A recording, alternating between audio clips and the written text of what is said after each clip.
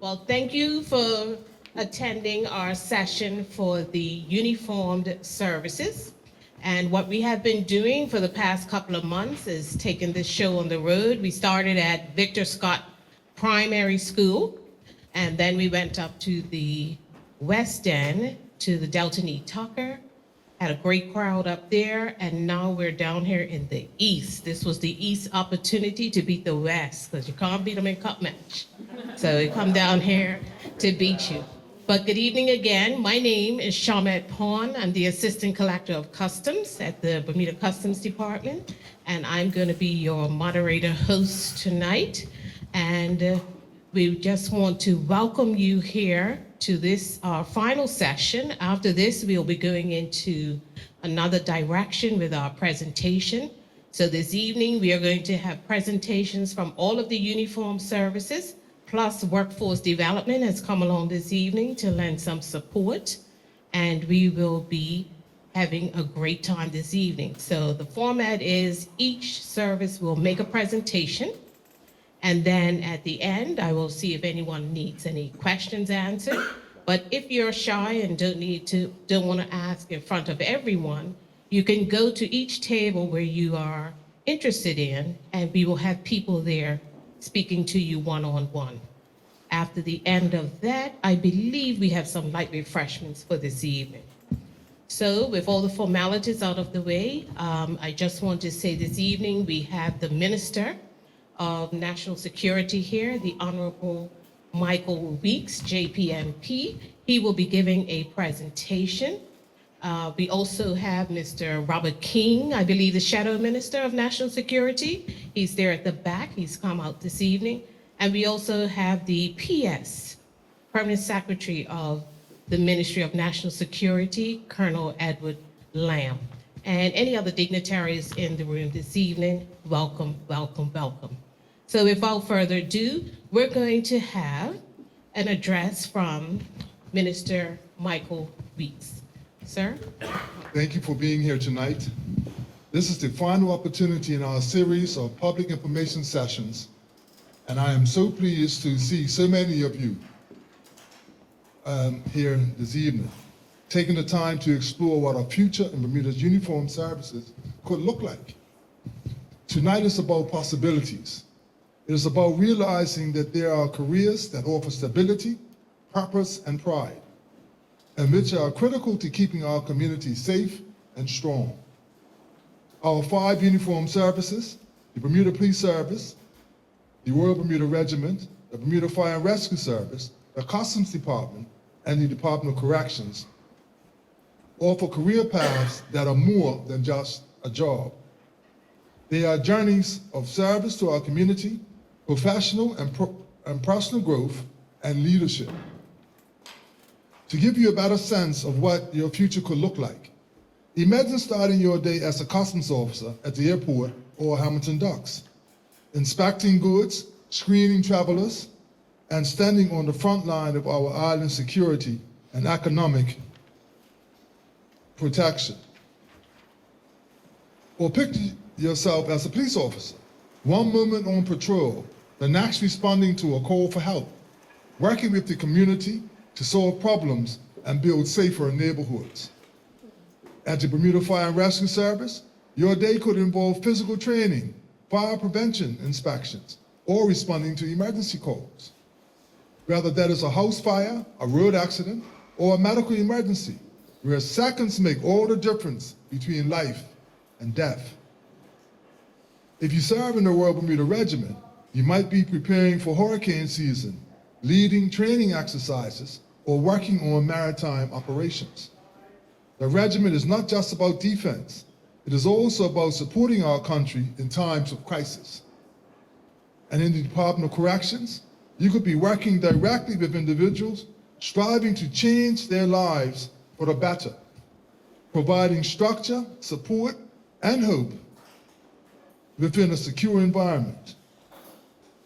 These are not abstract ideas. Recruitment is happening now across our services. The Bermuda Fire and Rescue Service has a cohort of recruits currently completing their basic training in the next few weeks.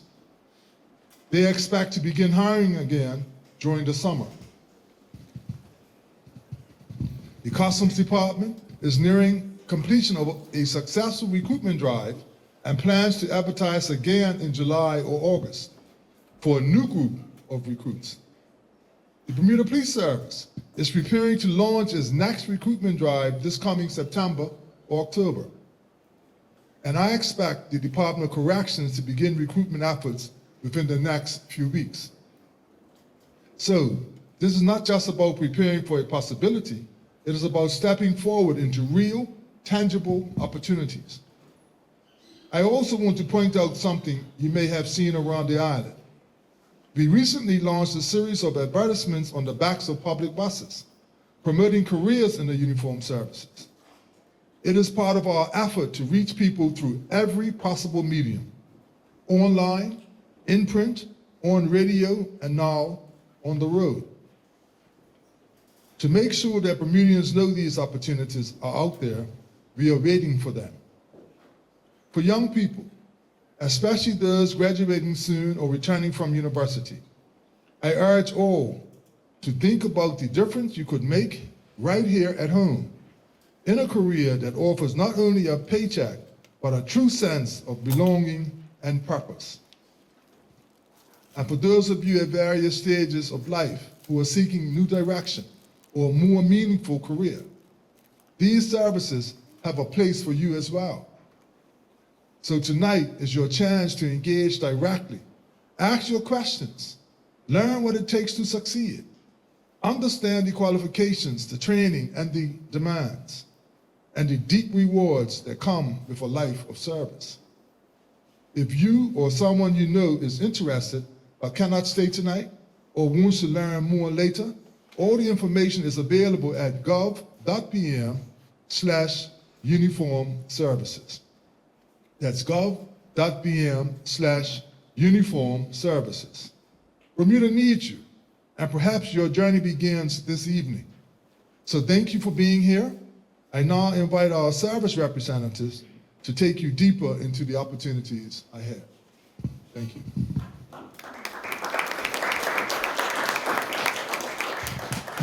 Thank you, Minister. And if anyone noticed throughout his speech, he said it's not just a job. Well, I'm going to paraphrase it for him. It's a career. And most of us, if you speak to us, we've been within our careers for quite a number of years. Over 30 for some of us, nearing 40. So this evening, like we promised, we are going to have presentations from each service. So I'm going to invite the Customs Department up first, and that will be Principal Customs Officer and Training Manager, Mr. Kent Dill. I'd like to invite him to the podium, and we're going to go through a series of PowerPoints and brief presentations. Thank you.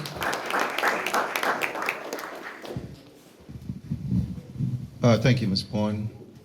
As the protocol has already been set, good evening and welcome to you all. I'm just here to give you a brief overview of what the Customs Department is about, and at the end of this presentation, we'll tell you some of the reasons why you should apply, why it's important that you serve your country. So when we look at it, just give you a bit of background.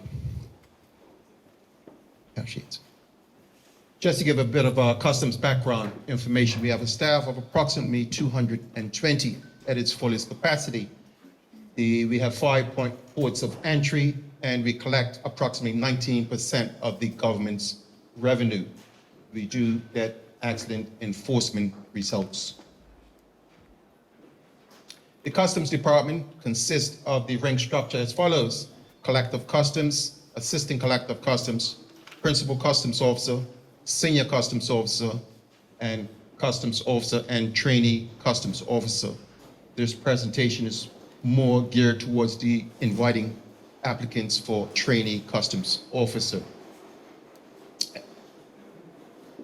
This was the most recent Trainee Customs Officer recruit class of 2024.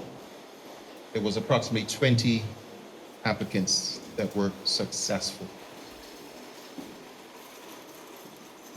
Customs Department mandate: facilitate legitimate trade, assess and collect government revenue, and interdict drugs and other contraband. Last but not least, protecting Bermuda's borders and promoting economic development. Just a few snapshots from various areas of the Customs Department. When we talk about the Customs Department, most folks think it's just the airport. Customs on the whole consists of many areas, airport being one of them. We have the couriers, FedEx, IBC, just to name a few of them. We also have the freight shed. We have a freight shed team. We have specialist teams. We have K9 units. We have investigations. So at any given time, no 2 days are going to be like when you are working with customs. As you can see, we have officers checking arriving freight. We have the K9 team. And then we have officers checking the manifests for goods. We also have another area which we protect our borders, both air and sea. So we have the Yacht Reporting Center, which is located in St. George, just off from the square. They are responsible for clearing in all vessels, private vessels that arrive to Bermuda, and all cruise ships, as you can see.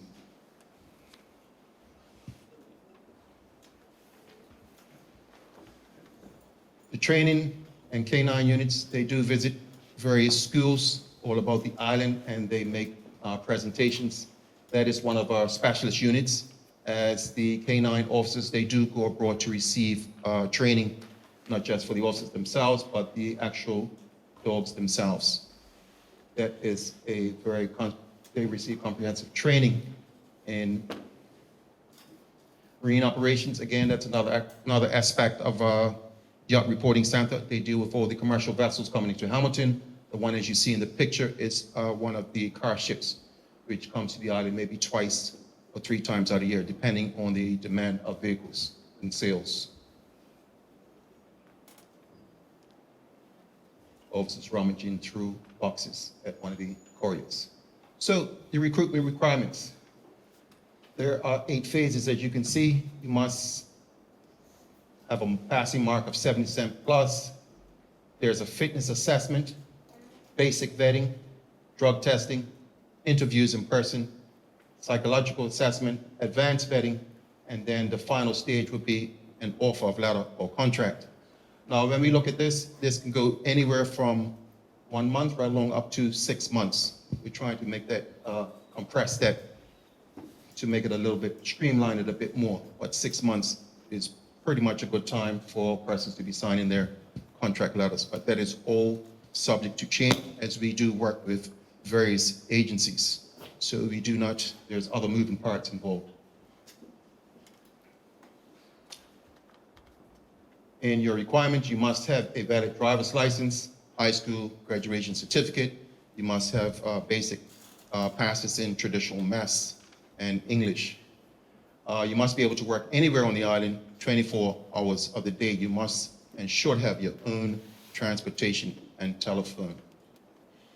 The next step is up to you in applying for the next recruitment, which possibly, if all goes well with funding, maybe towards the end of the year, but please look out on the government website. Just a few things I'd like to mention. Some of the important things of joining the service.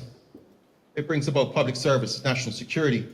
Customs plays a vital role in protecting Bermuda's borders and preventing illegal imports and facilitating legitimate trade. The department also allows for career growth. It provides opportunities for training and skill development. Most of our courses are done in-house, WCO, World Customs Order, and we also have courses that you can take up to the college. So there's always room for improvement and growth. We are diverse and work environment. Customs officers handle a wide range of responsibilities, as I've shown to you already. You can be working at any one of the 6 ports. You could be in investigations. You could be with one of the specialist teams, or you could be in the long room looking through documents. Any part of our job is very important to the economic well-being of Bermuda. I mentioned earlier that the diverse and dynamic work environment, they handle a wide range of responsibilities. That includes inspections. This is what keeps the work interesting and varied. On no given day when you're working in customs, will you be doing the same thing? You could be opening up boxes, you could be climbing up the ladder, going out to a vessel where someone is ill. You could be clearing in passengers at the executive jet facility. So there are many areas that you can work in customs. We also ensure that we collect the proper duties, prevent smuggling, and help maintain Bermuda's economic integrity and bring fairness in trade. Last but not least, what's important to us is teamwork. Teamwork is very important, and you will become a part of a dedicated team that upholds laws and supports the community. Last but not least, it is a career. It is not a job. If you're looking for a job, then this is not the place, because you will be working any part of 24 hours. This is not a 9 to 5 job. It is a career. It allows for long-term stability. Sorry if I took up much of your time. In closing, if you need to find out any information, you can go on the Customs website, customs.gov.bm, or as Minister Weeks had mentioned, you can go on and look at any of the services on that website, or continue to look on the job board for government jobs, in particular customs. Thank you all.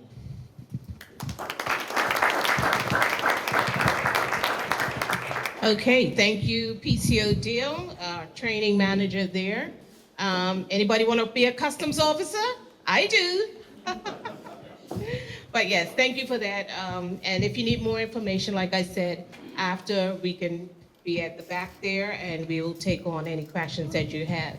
Next, I'd like to invite to the presentation is the Bermuda Fire and Rescue Services.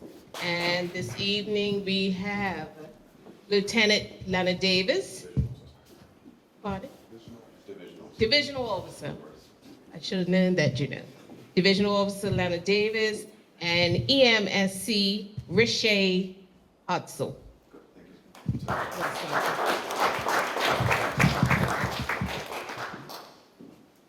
Good evening, everyone. How are you doing today? Yeah, thank you all for attending. Okay, my name is Leonard Davis from Bermuda Fire and Rescue Service, and this evening I'll be here with our Emergency Medical Coordinator, Ms. Riche Hutzel. Okay, so if you have any questions, please write them down towards the end. You can please come up there and talk to us, and we will give you all the information that you need and require. Okay, thank you. Bermuda Fire and Rescue Service.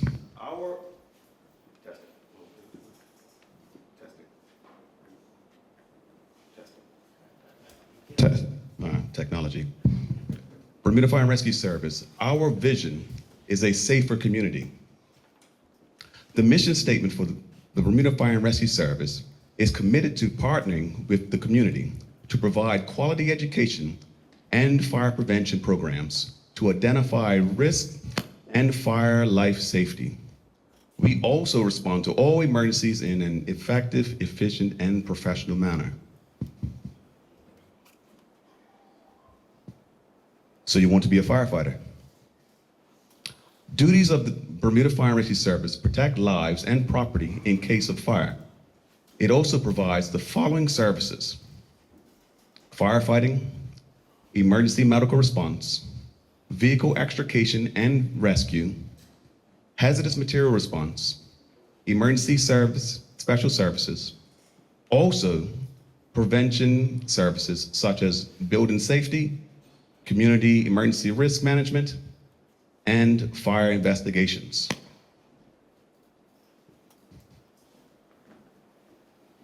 So our recruitment process, the basic recruitment process, how it goes is, first you have an online application. We would advertise and you apply for the position. Once you apply for the position, we do a written examination, which is in math and English. Upon being successful, you move to the next phase, which is the physical abilities test. From there, we move on to the psychological interview and testing. Next is the medical testing, and then we have the interviews. Being successful there, we will welcome you into the Bermuda Fire and Rescue Service as a part of our team, and we look forward to starting the training with you. For the recruitment course, there's various stages where you can do. You can do a 3-month structural course locally. which is based around firefighting, hazmat, road traffic collisions. Those are just a few of the type of trainings that we'll do. Also, you can go to the airport fire department, where you do a 5-week training course overseas. We have partners in Canada and also in England where we do our training. You do the airport rescue firefighting, you do driver training, and you also go overseas for an annual recertification every year. And we like to mix it up, so we'll go to either the UK or to Canada, and they provide excellent training. Also, daily activities, physical training. We like to do a bit of sports. We have volleyball, weight training, team sports, endurance training. All those are just regularly fitted into our routines. So.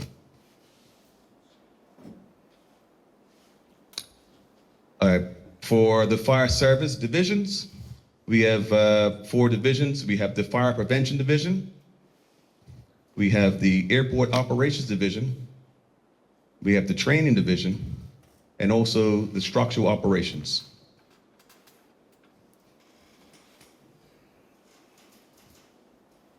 Right now, I'd like to hand it over to our EMSE, Ms. Rashay Hutzel, so she can give you some information as far as the medical side of what we do. Ms. Hutzel? So I'd like to say we're moving on to the best part of the job. I'm not a firefighter, I am a nurse, so this is my favorite part.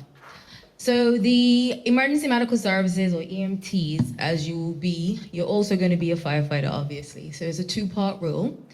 When you come into the service and during your recruitment course, you will do an EMT program. So it is a 16-week program, which is a hybrid in nature, meaning that you do online didactical work and also hands-on skills.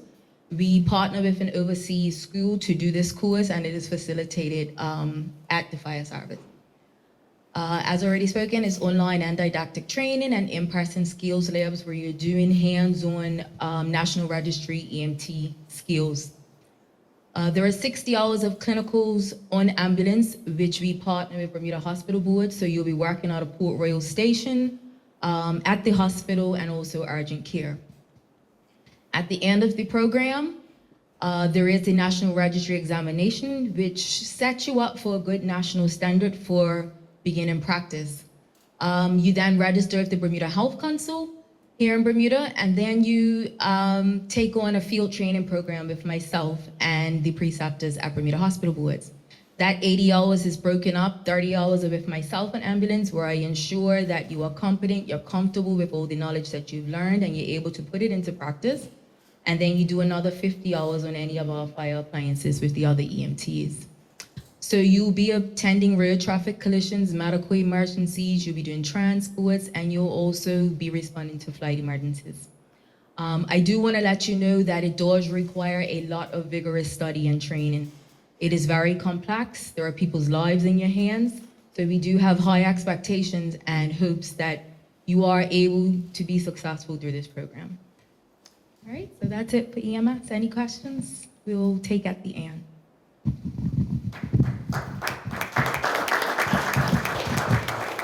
Okay, thank you very much. And let's say that at the end, you please come by and talk to us. We're looking forward to seeing some new faces in Bermuda Fire and Rescue Service, and hope some of those faces are here. Thank you.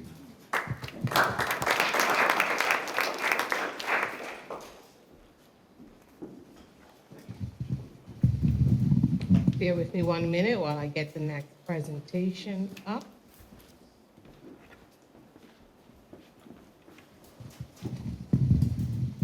So great to be a firefighter, yeah? Sounded good until we have to go to those road traffic collisions. I don't think I could be picking anyone up, but there's special people that do that, and thank you to them. Thank you for your service, as they say.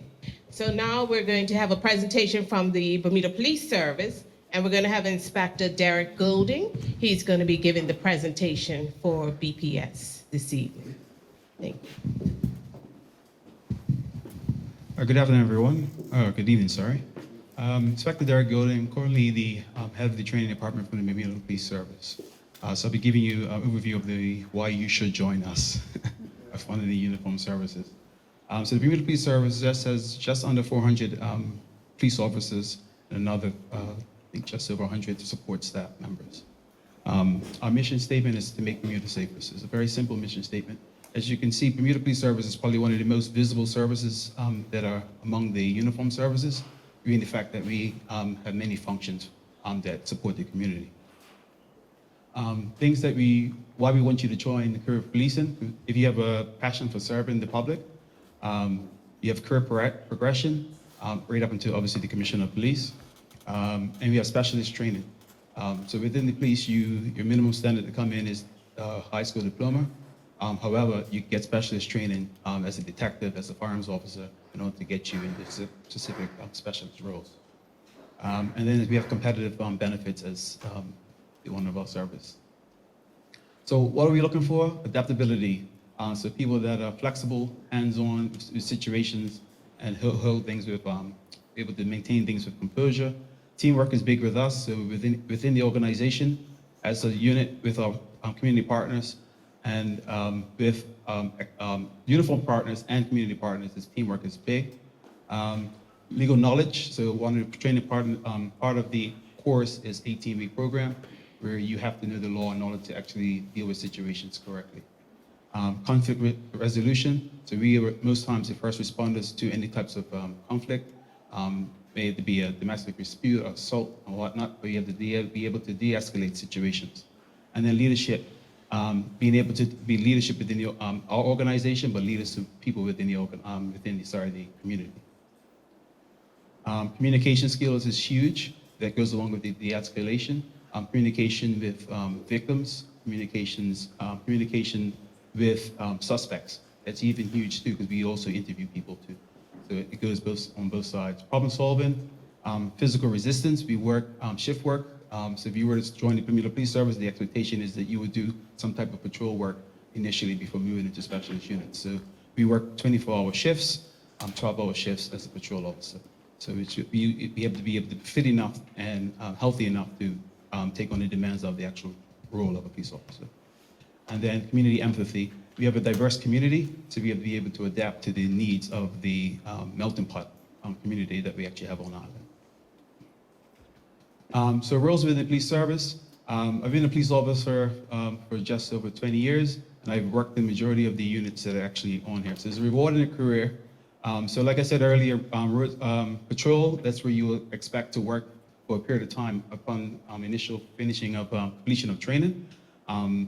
And then you have other areas as reverse policing, so those are the people you see that are actually on the motorbikes, and we actually train you up to get from driving credentials right up until getting on the big 1300 cc motorcycles.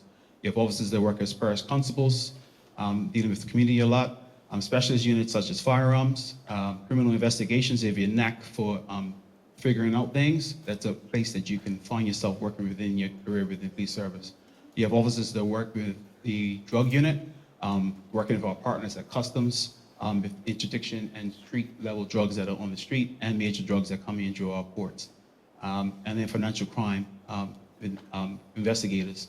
I work in training right now, so that's a big thing for us. We're always trying to continually train people, our officers, to make sure that they are the best or put the best foot forward to the public. Because the public have a very high expectation for us as police officers. Technical support, so we have canine handlers that you've seen, and then forensic officers that go and deal with, say, for example, crime scenes as relates to burglaries or incidents of assaults or stabbings or murders. And then within that, we have specialist training. So like I said earlier, we do training in Bermuda, and then we also give officers the opportunity and staff to travel overseas and get specialist training. So we have officers that go to the United States, Canada, the UK, the Caribbean as some of our main areas for training. So we do invest in you once you actually join the service beyond your basic training.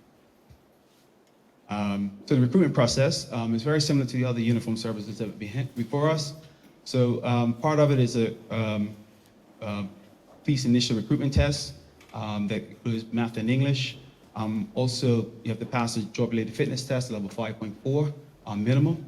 And then we have assessment phases. So you have suitability testing and psychological examinations that you will have to go through, complete vetting, medical checks, and then the final selections, we do home visits. So we want to see your environment.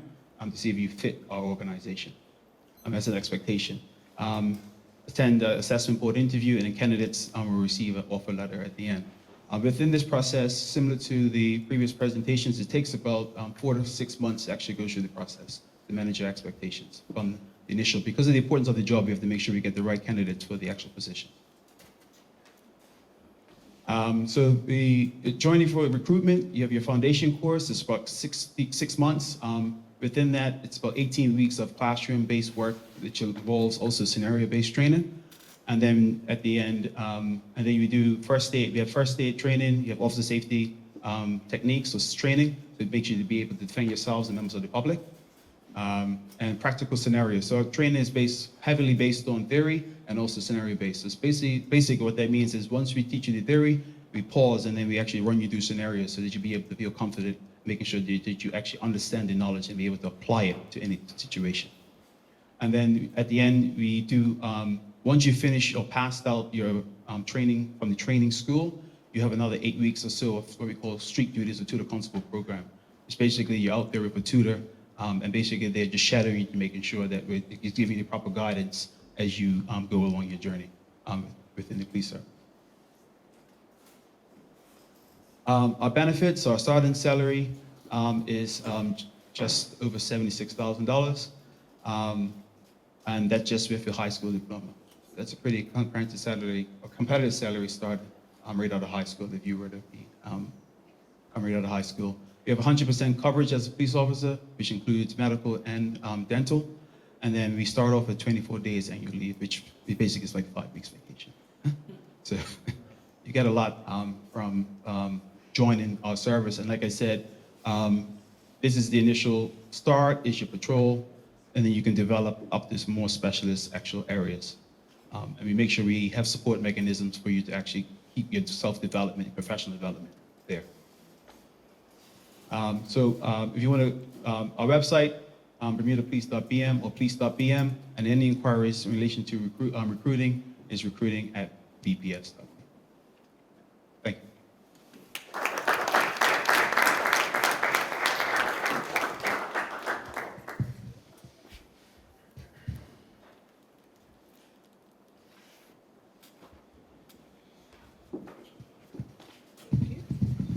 All right. Thank you, Inspector Golding, for that presentation. I'll take the 100% medical, and I don't need the 24 days, but the 100% medical, I'll take that. Minister? All right. But interesting point that Inspector Golding made is that, are you seeing the trend? All services are pretty much recruiting the same, and that's our aim that we have been working on since last year. And we are working together as co-agents. So we realize that we are recruiting from the same pool, and that pool can get empty very quickly if everybody wants the best. So in our recruiting processes seem to coincide at the same time. And when I look, one of my best candidates is going over to the police, or they're going to corrections. But that's some common theme that we do have. So right now, we're going to have a presentation from the Royal Bermuda Regiment, and we're going to have Lieutenant Corey Cross, and assisting her, supporting her tonight, will be Corporal Jolisa Vanderpool. Thank you.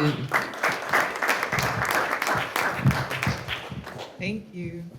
Good evening, everybody. Thank you for coming.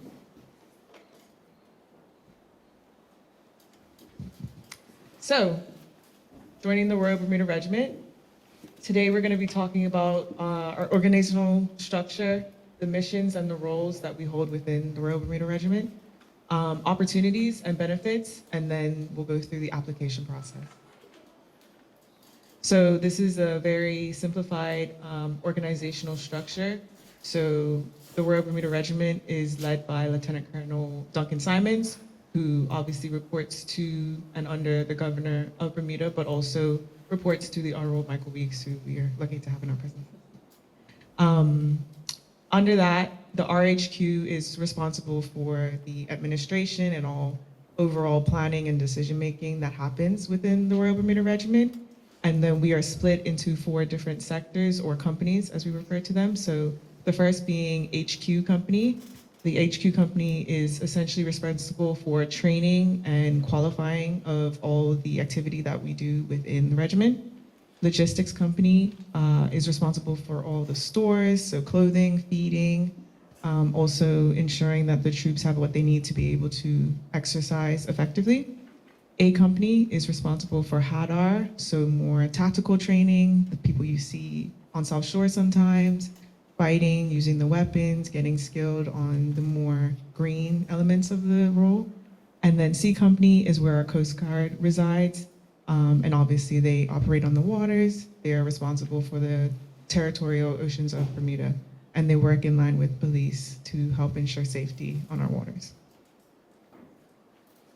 So the missions and roles. The Royal Bermuda Regiment will generate and sustain a disciplined force to operate in Bermuda's territorial waters and on land to ensure a safe and secure Bermuda, protect Bermuda's interests, and strengthen the Bermudian society. And then in general, obviously you can read for yourself, these are the various roles and taskings that happen within the Royal Bermuda Regiment. So we have the Coast Guard, force protection. So for example, if it necessary, we could support the police in public order scenarios. Ceremonial support, so we have our band, they go out, they do ceremonial roles, and we do parades. Humanitarian assistance, obviously hurricane relief, everyone's familiar with that. We enhance Bermudian society, we maintain a high standard within our ranks, and we want to emanate that standard across the Bermudian community. And then international assistance, many of our full-time staff are qualified to offer training to other nations. We've supported countries such as Turks and Caicos, Cayman Islands, in helping them raise the standard for their military services. And we are known as someone that the Caribbean islands can come to maintain their scheduling and their standards within their military forces. So there are many opportunities and benefits that you can get out of your experience in the Royal Bermuda Regiment. Traveling is one. There is a mandatory 2-week camp that every serving soldier has to go on, and that requires traveling to different locations. Currently, a lot of our troops are in Jamaica right now, involving themselves in the 2-week camp. There is obviously camaraderie. You're working with a team within your company. You're learning skill sets. You could be in comms, learning how to operate radios and coding. You could also be within the cooks, using your cooking skills to feed the battalion. You can be a medic, so learning EMT skills and helping your fellow soldiers if they're injured. And there's also administration roles. There's different routes for promotion. I myself am an officer. Corporal Vanderpool is a corporal, which is a non-NCO route. So different personalities can find their place and find their opportunity in the Royal Bermuda Regiment. So I will now hand over to Corporal Vanderpool, and she'll talk through the application process. Good evening, everyone. So I'm gonna go through the application process with everyone. So pretty much you go on our website, www.rbr.bm, or you can go on bermudaregiment.bm. It'll lead you to the exact same place. You go to the top right-hand corner of the page, you click on the Join Us button. From there, it'll give you an initial information application process, which you see right in front of you. Once I can see that you legally can reside in Bermuda and you are between the ages of 18 and 52, I will go ahead and unlock your profile. From there, I will send you an email, which will give you pretty much, you can access the remainder of your profile, and then you can go ahead, fill that out, and then I will email you the rest of the documents that we will need to process your application. There is a vetting process. There is also a medical process. So you will be seen by our military doctor, and you have to get cleared by him in order to attempt the fitness. So our fitness test is the beep test to level 5. It's pretty easy for most. It's not too complicated. There's also as many push-ups and sit-ups as you can do in 2 minutes. Plenty of time, knock out 30, knock out 50, you know. After that, you will go through the interview process with the RSM or a senior NCO. And then after that, you will take your oath, and then you prepare for a 2-week camp. Our next 2-week camp is coming up July 6th to the 18th. It's 2 weeks of vigorous training. We will teach you everything that you need to know, okay? Our first assessment night is on the 17th of May. and there will be 3 more after that. So you can go on all of our social media pages and you will find the information for the assessment nights as well as our next recruitment. Okay. That's it for us, and any questions will be right at the back over there. Thank you. This evening, our last presentation will come from the Department of Corrections. And this evening, we have with us Acting Assistant Commissioner of Corrections for Administration, Mr. Gledwin Simons. So we will have him do his presentation, and then we can wrap up. Some questions.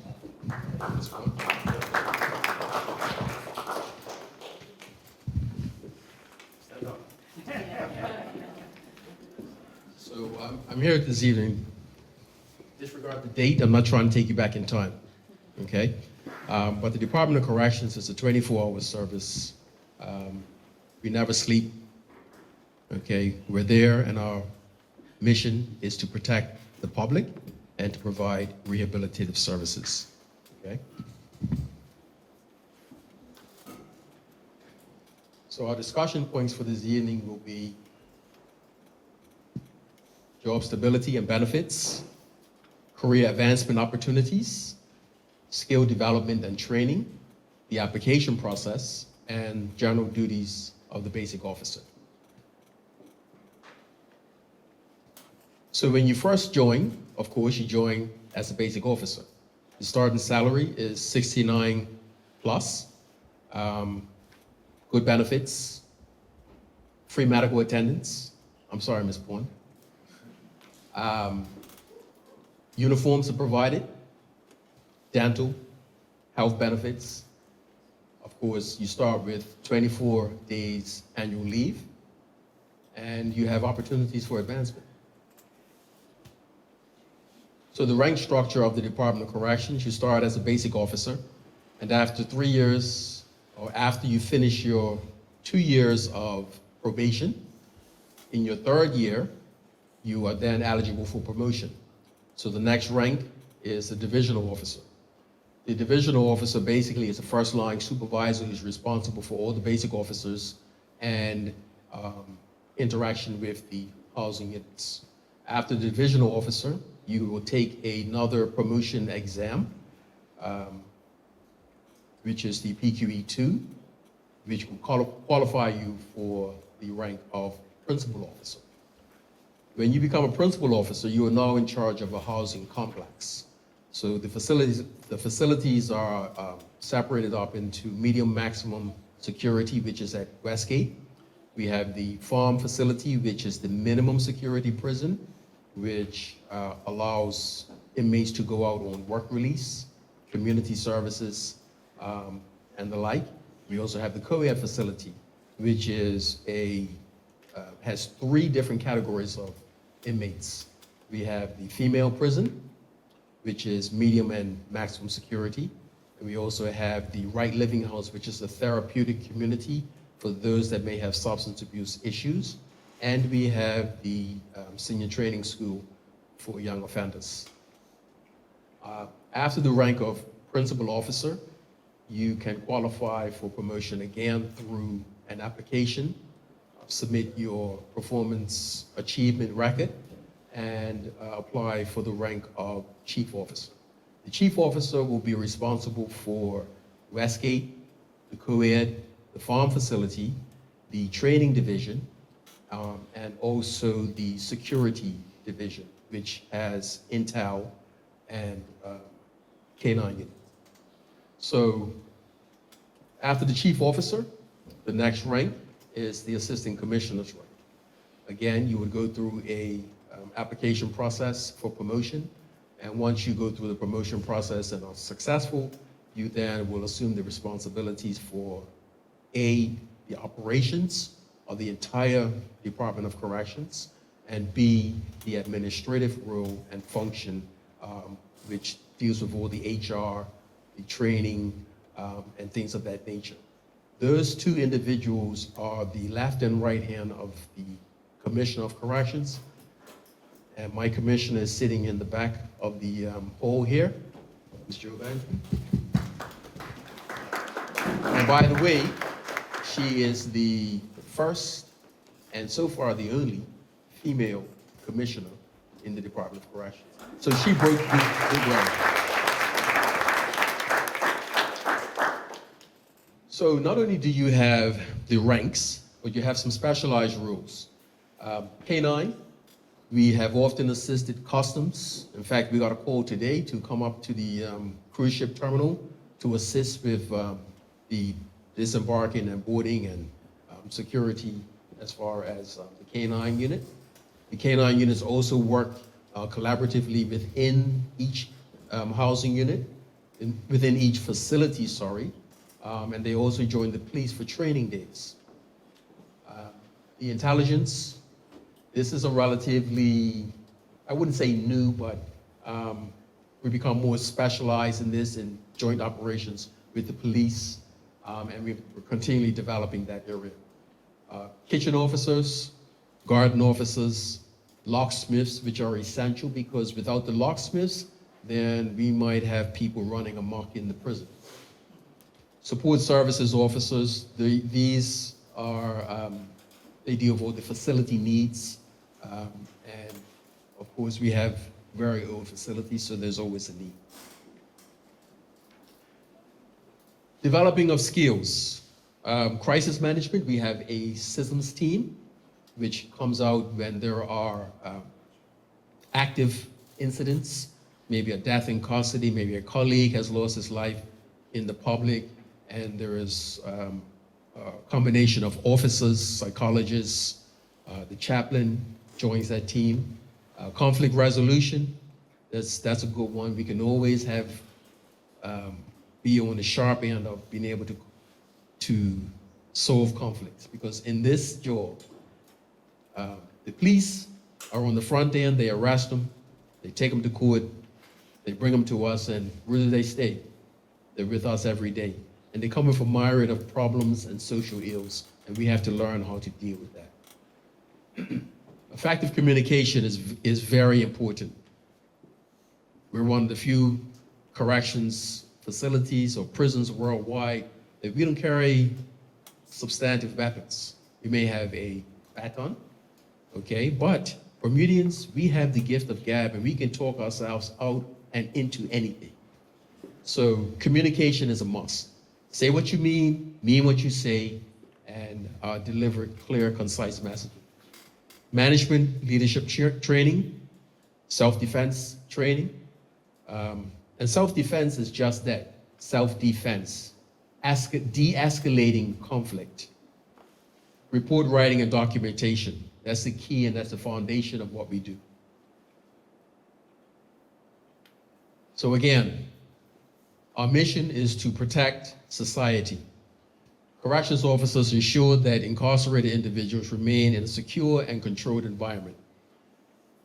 Plus, rehabilitation and guidance, encouraging participation in educational and vocational programs, providing structure and discipline that fosters personal growth. Unfortunately, by the time that most people come to us, then they have already run amok in the society, and unfortunately, we now have to try to build them up so that when they are released back into the community, they're a little bit better than what they came. That's the ultimate goal. You know, our parents often say you can take a horse to the water, but you can't always make it drink. But we have to allow them to have the opportunity to make that change. And that's why it's the Department of Corrections. So the application process. Much like our partners, it's an online process. You would go to govcareers.gov.pm, keep an eye on the Royal Gazette, keep an eye on this website, because we have just completed one phase. We've now entered into another phase, and if we don't get the numbers that we need, it means we're going to come back to you and try to recruit some more. There is the internal vetting process. So everybody would have to submit their name, their age, their birth date, all the particulars, and there is a background check on you that happens. Written skills assessment. Basically, all you need is a high school diploma to join the Department of Corrections. But written assessments are vital to what we do because we write a lot of reports, and you need to be able to document things that happen around you. The COPAC basically is a workplace situational type physical exercise, running up and down steps, carrying a heavy bag, push-ups, sit-ups, burpees, things of that nature, to put you through the physical assessment. There's also an online suitability assessment, which has 2 phases. The first phase is called the test gorilla, and then the second phase is the psychological testing. Security vetting, I spoke about that. Then if you get through all those phases, you'll come to a first interview. This is your opportunity to shine. When you come, do your research. Check out the Department of Corrections. See what it's about. Ask somebody, inquire. So that when you come to that interview, you're sharp as a tack and you can sell your ability to us. The psychological assessment I spoke about already. The medical assessment. So during the medical assessment, this is when you would see the government doctor, and part of that process is drug testing. Okay? Reference checks and the second interview. The commissioner will sit down and eyeball you and say, okay, well, let me see, young man, if you fit the profile that I'm looking for. And based on that, we will extend a contract to you if you're successful in all these phases. So after that, we'll extend a contract to you, and then we'll onboard you for a 12-week grueling training course. In this course, you'll be looking at legislation, policy, and procedures that govern the department. The use of force training, which is vital to de-escalate conflicts. Internal and external partners, customs, police, fire, workforce development, the legal fraternity, they all come and give presentations to help our recruits become sharp and knowledgeable about everyday legal framework and soft skills that are necessary to be successful corrections officers. Everybody likes a parade, right? At the end of the 12 weeks, if you manage to pass out, then we will have a formal parade where you can invite your family and your friends to see your accomplishment. But that's not the end. That is just the beginning. After that is when all the heavy work, or the heavy lifting begins. Of course, I said it earlier, the shift work, 24/7 coverage. We also have people that work 8 to 4. So you have a morning shift that is from 7:15 to 1 o'clock. You have an afternoon shift, which is 12:30 to 8:45. Then you have a evening shift or a night shift, graveyard shift, which is from 9 to 7 in the morning. And then you have day shift, which is 8 to 4. There's a fixed post. And that's the Department of Corrections in a nutshell. Come on board.